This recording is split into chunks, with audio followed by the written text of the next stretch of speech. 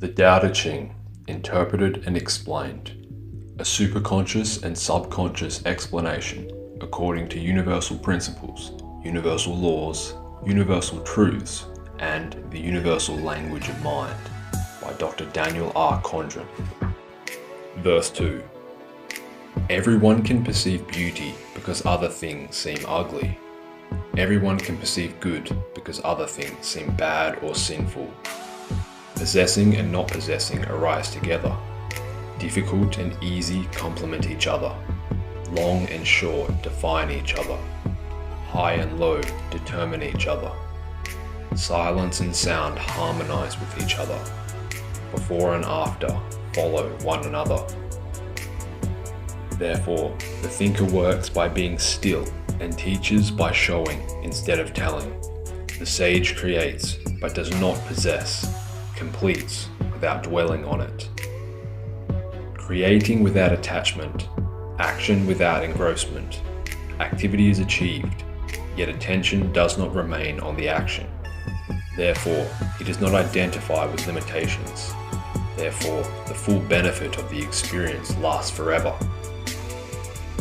The original creation of light, desiring to manifest form, divided or became two parts or halves known as yin and yang, which are the receptive and aggressive principles of creation. The aggressive quality is the initiating factor. The receptive quality is the receiving factor. The aggressive quality pushes forward. The receptive quality draws to itself. All the universe proceeds from these two qualities. Together, the aggressive and receptive creates the third. This is the three-part creation known in all great religions and many holy books from around the world. In the Bible, this triad is known as the Father, Son, and Holy Spirit, or whole mind. The word spirit also means or can be translated as mind.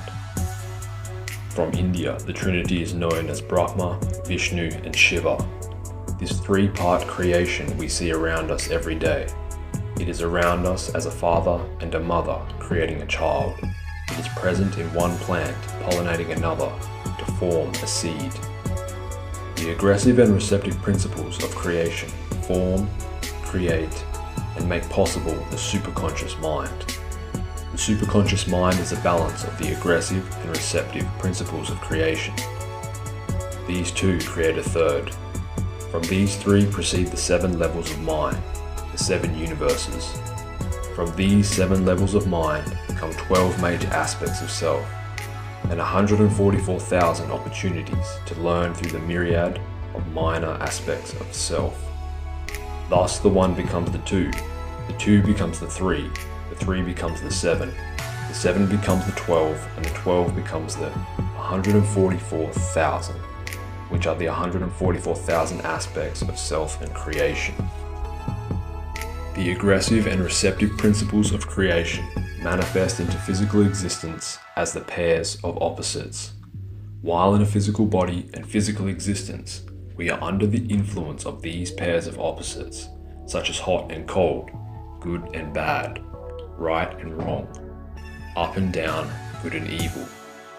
These opposites give us boundaries of extremes, and in so doing give rise to form. Humanity is moving forward in consciousness, from childlike beginnings of reasoning.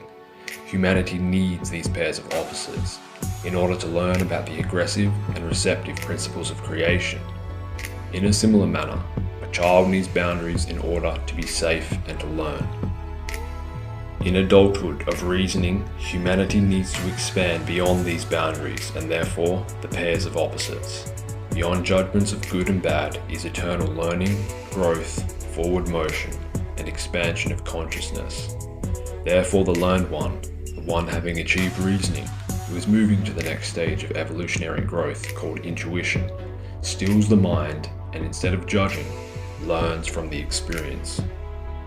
The wise one, the thinker, the knower, the illumined one, is a creator. Such a one creates every day without becoming engrossed or entrapped in the creations. The wise one uses activity, action, work and effort for the purpose of producing permanent understandings, permanent learning for the soul. The work may be temporary, but the soul learning and spiritual development are eternal. They remain with the soul forever.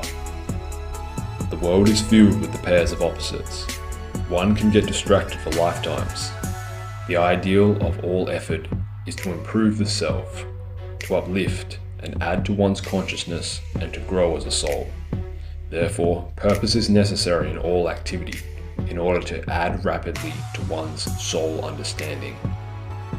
Keep the attention on the learning of the universal laws and truths and apply them to oneself, rather than thinking about the physical activity that is already past. How would one know what possessing is without the experience of possessing? One needs experience in order to learn. Teaching is showing because showing engages more of the senses than just telling someone what to do. Therefore, the opportunity for learning is greater. The lesson is, all experiences in life are temporary. Therefore, learn, release, transform, and move to the higher learning.